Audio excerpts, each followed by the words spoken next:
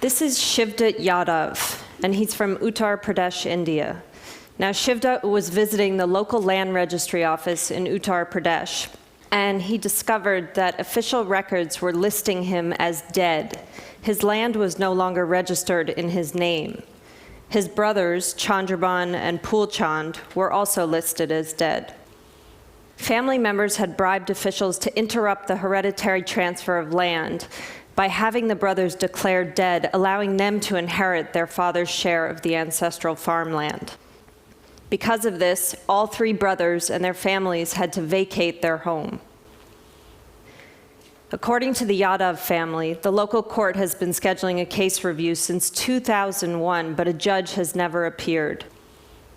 There are several instances in Uttar Pradesh of people dying before their case is given a proper review.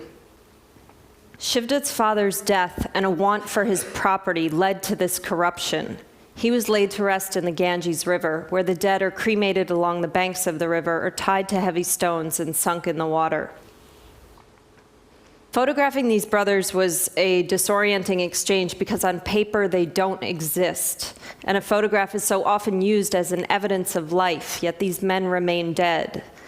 This quandary led to the title of the project, which considers, in many ways, that we are all the living dead, and that we, in some ways, represent ghosts of the past and the future.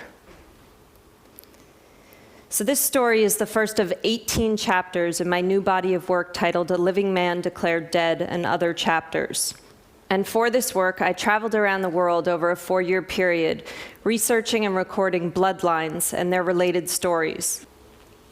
I was interested in ideas surrounding fate and whether our fate is determined by blood, chance, or circumstance.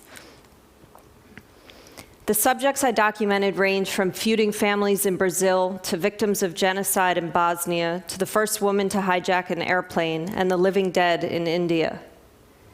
In each chapter, you can see the external forces of governance, power, and territory or religion colliding with the internal forces of psychological and physical inheritance. Each work that I make is comprised of 3 segments. On the left are 1 or more portrait panels in which I systematically order the members of a given bloodline. This is followed by a text panel. It's designed in scroll form in which I construct the narrative at stake.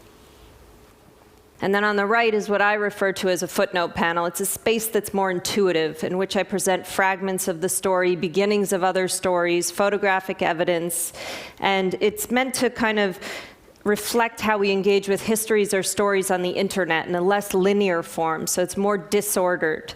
And this disorder is in direct contrast to the unalterable order of a bloodline.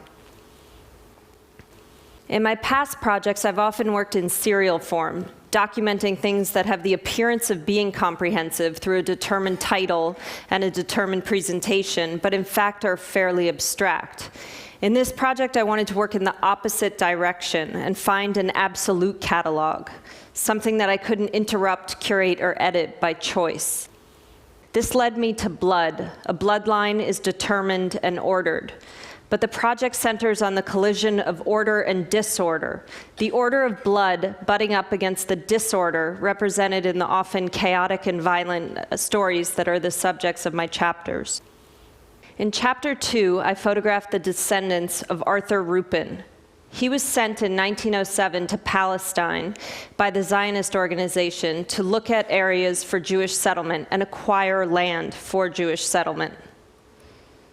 He oversaw land acquisition on behalf of the Palestine Land Development Company, whose work led to the establishment of a Jewish state.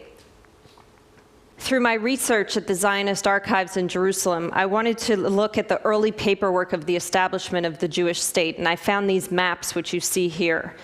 And these are studies commissioned by the Zionist organization for alternative areas for Jewish settlement. In this, I was interested in the consequences of geography and imagining how the world would be different if Israel were in Uganda, which is what these maps demonstrate.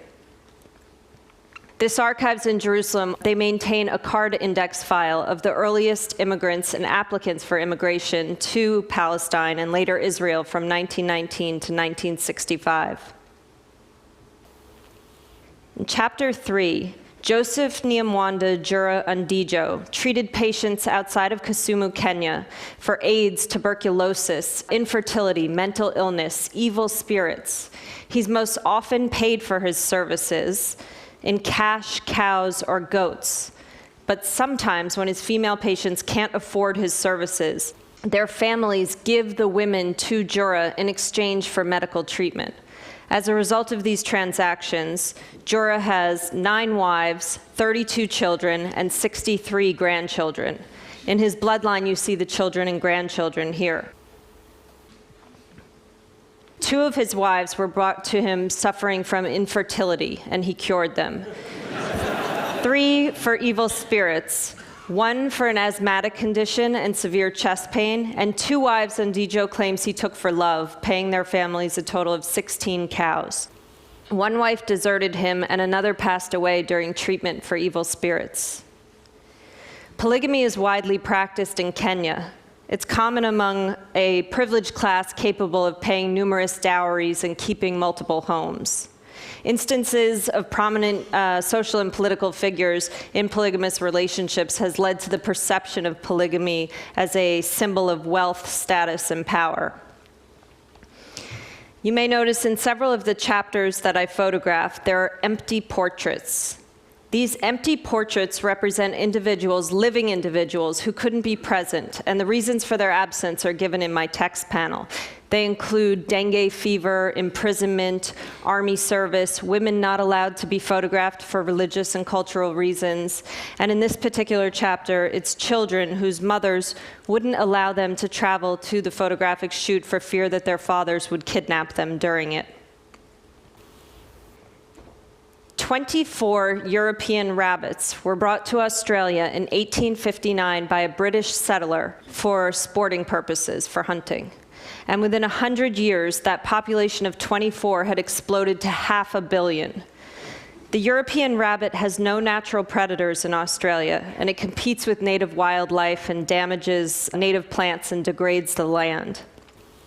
Since the 1950s, Australia has been introducing lethal diseases into the wild rabbit population to control growth.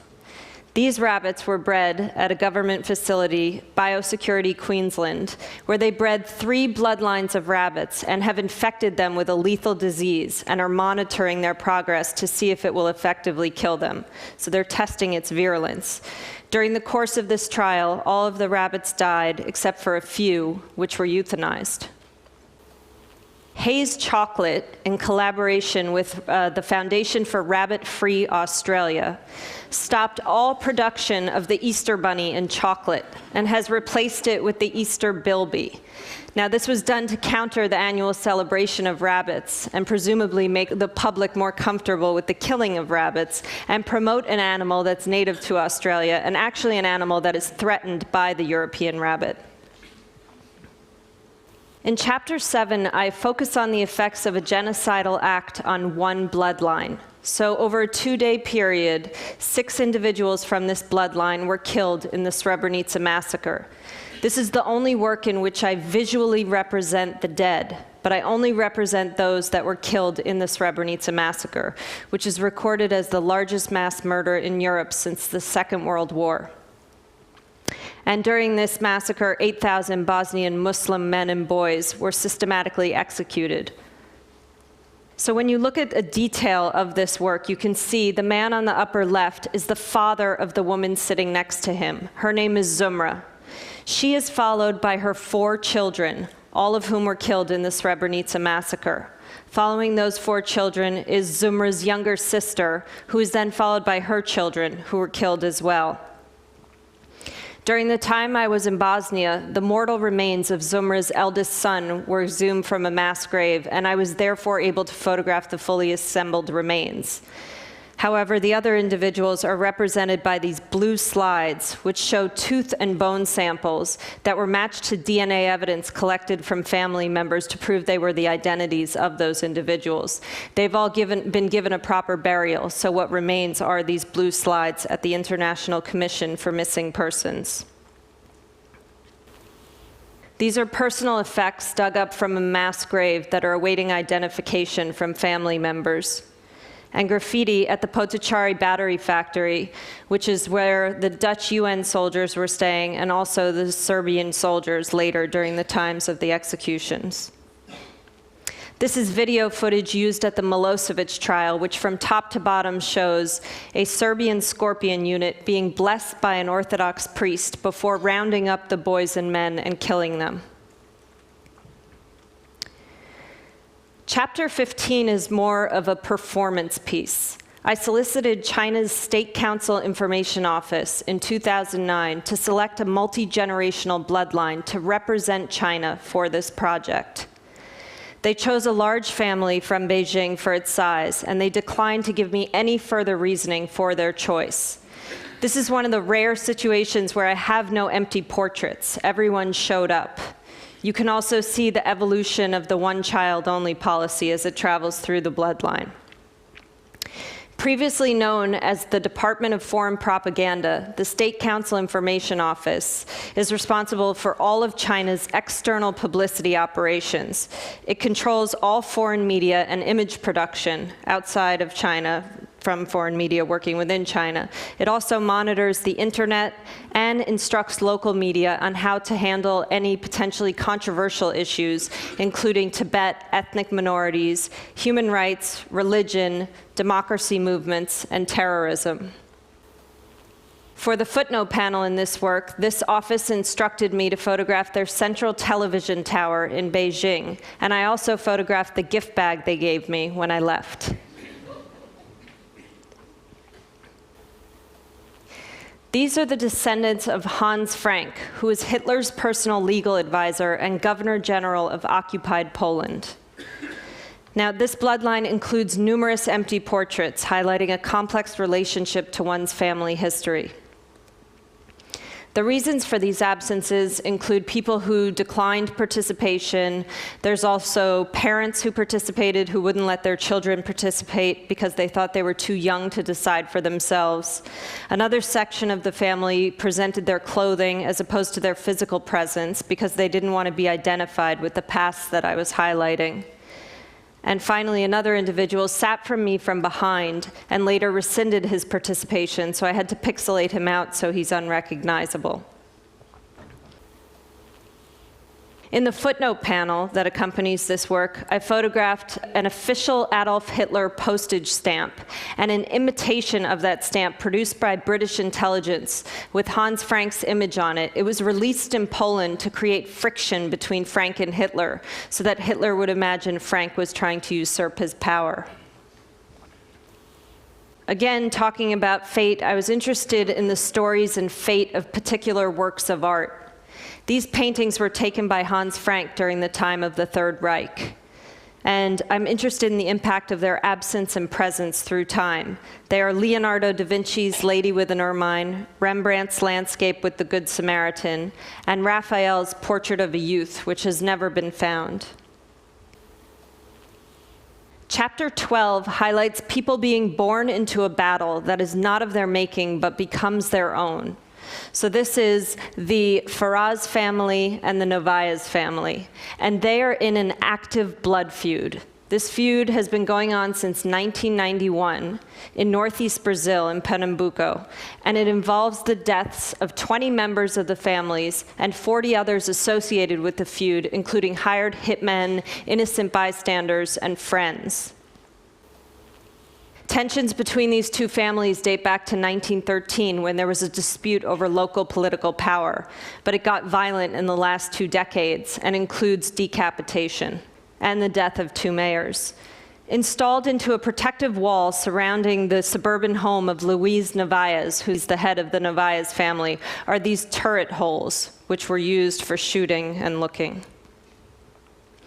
Brazil's northeast state of Pernambuco is one of the nation's most violent regions. It's rooted in a principle of retributive justice, or an eye for an eye, so retaliatory killings have led to several deaths in the area. This story, like many of the stories in my chapters, reads almost as an archetypal episode, like something out of Shakespeare that's happening now and will happen again in the future. I'm interested in these ideas of repetition. So after I returned home, I received word that one member of the family had been shot 30 times in the face. Chapter 17 is an exploration of the absence of a bloodline and the absence of a history. Children at this Ukrainian orphanage are between the ages of 6 and 16. This piece is ordered by age because it can't be ordered by blood. In a 12-month period when I was at the orphanage, only one child had been adopted. Children have to leave the orphanage at age 16, despite the fact that there's often nowhere for them to go. It's commonly reported in Ukraine that children, when leaving the orphanage, are targeted for human trafficking, child pornography, and prostitution. Many have to turn to criminal activity for their survival, and high rates of suicide are recorded. This is a boy's bedroom. There's an insufficient supply of beds at the orphanage and not enough warm clothing. Children bathe infrequently because the hot water isn't turned on until October. This is a girl's bedroom, and the director listed the orphanage's most urgent needs as an industrial-sized washing machine and dryer, 4 vacuum cleaners, 2 computers, a video projector, a copy machine, winter shoes, and a dentist's drill.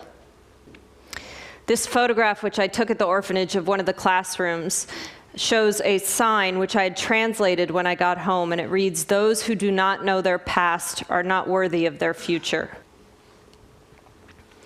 There are many more chapters in this project. This is just an abridged rendering of over 1,000 images. And this mass pile of images and stories forms an archive. And within this accumulation of images and texts, I'm struggling to find patterns and imagine that the narratives that surround the lives we lead are just as coded as blood itself. But archives exist because there's something that can't necessarily be articulated. Something is said in the gaps between all the information that's collected. And there's this relentless persistence of birth and death and an unending collection of stories in between. It's almost machine-like, the way people are born and people die, and the stories keep coming and coming. And in this, I'm considering, is this actual accumulation leading to some sort of evolution, or are we on repeat over and over again? Thank you.